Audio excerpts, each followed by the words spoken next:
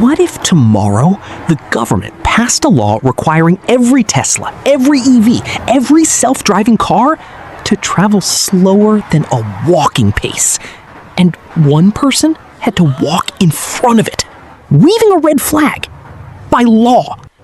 You'd call it insane, you'd share it everywhere, and you'd be absolutely right. But this law was real, and it didn't just exist, it held back an entire country's auto industry for 30 years.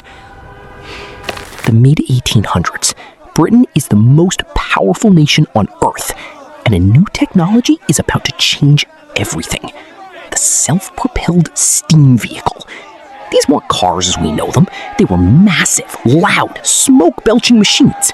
They scared horses, they cracked roads, they filled entire streets with black smoke. And two groups of people absolutely hated them. First, the horse carriage industry. These guys had been the kings of transportation for centuries. Steam vehicles were direct competition, and they were losing. Second, the railway companies. They had a complete monopoly on fast, mechanized travel. They spent enormous amounts of money lobbying Parliament, and in 1865, they won.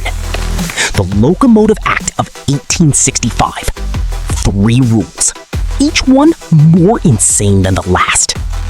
Rule 1. Every self-propelled vehicle on a public road required a crew of at least 3 people.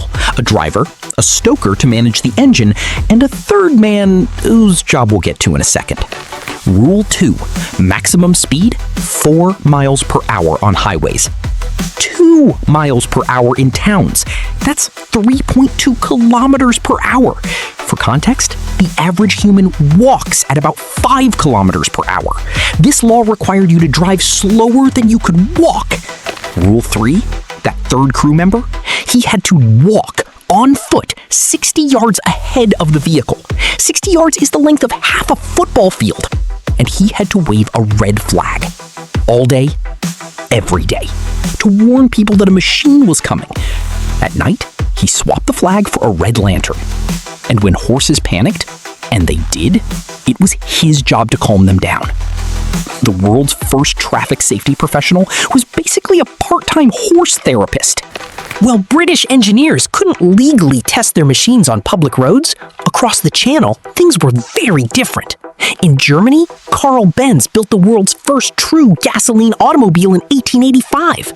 Gottlieb Daimler developed a high-speed internal combustion engine. France had an entire racing culture developing around early cars. And Britain? Britain had a man with a flag.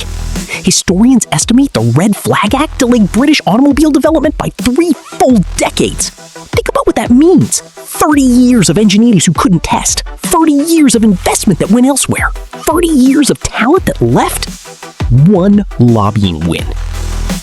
30 lost years. In 1878, Parliament took a long, hard look at the situation and decided to make some bold changes. They reduced the distance the flagman had to walk from 60 yards to just 20. And technically, he no longer had to carry a red flag specifically. A man still had to walk in front of every car, just slightly closer. Incredible. Then, finally, in November 1896, the Locomotives on Highways Act arrived. The Red Flag Act was dead. Maximum speed was raised to 14 miles per hour, 22 kilometers per hour. The pedestrian requirement was eliminated completely. To celebrate, British motorists organized a run from London to Brighton. They called it the Emancipation Run. Before the start, the Earl of Winchelsea, one of the leading advocates for motorists' rights, stood before the crowd and tore a red flag in half. That drive still happens every year. Vintage cars from before 1905 make the London to Brighton run every November. It's the longest-running motoring event in the world, all because of a flag. Here's why this story matters beyond history class. In the United States, several states passed similar laws. Pennsylvania required a flagman. Some counties required the car to stop entirely if a horse approached. And today, the specific laws are different, but the playbook is identical. Established industries facing disruption from new technology use political influence to slow that technology down. We've seen it with electric vehicles, we're seeing it with autonomous cars, we saw it with ride-sharing, with drones, with streaming services. The Red Flag Act wasn't a mistake made by ignorant Victorians. It was a deliberate, successful strategy by industries that had too much to lose. And it worked perfectly for them. The question is, which technologies are we holding back right now, 30 years from being unleashed?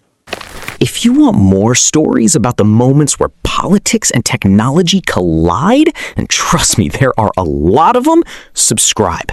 I promise they are all this wild. And drop in the comments, what do you think is today's Red Flag Act? I genuinely want to know.